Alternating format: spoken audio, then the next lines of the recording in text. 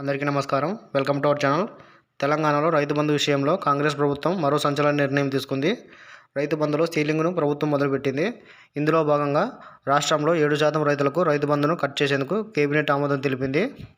వివరాల ప్రకారం తెలంగాణలో రైతుల కోసం అమలవుతున్న రైతు బంధు పథకంపై కాంగ్రెస్ ప్రభుత్వం మరో కీలక నిర్ణయం తీసుకుంది.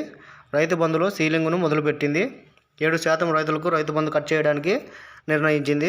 ఈ 7%లో సాగులో లేని భూములు, కొండలు గుట్టలు ఉన్న భూములు, ట్యాక్స్ కట్టేవారి భూములు, పలువురు పొలిటికల్ లీడర్లకు సంబంధించిన భూములు ఉన్నాయి. వీరి భూములకు రైతు బంధు కట్ చేసేందుకు కేబినెట్ ఆమోదం తెలిపినట్టు సమాచారం. మరోవైపు రాష్ట్రంలో రైతు భరోసా అమలు సమయానికి మరింత సీలింగ్ ఉంటుందని అధికారులు చెబుతున్నారు. రైతు బంధు పథకాన్ని రైతు బంధు కాకుండా రైతు భరోసాగా పేరు మార్చారు. ఈ పథకం 5 ఎకరాల లోపు ఉన్న రైతులకు మాత్రమే ఈ పథకం వర్తిస్తుంది. తెలంగాణలో ఇప్పటి వరకు 84% రైతులకు రైతు బంధు నిధులను ప్రభుత్వం విడుదల చేసింది. మరో 2 రోజుల్లో 93% మంది రైతులకు రైతు బంధు నిధులు ఇవ్వాలని ప్రభుత్వం నిర్ణయించింది.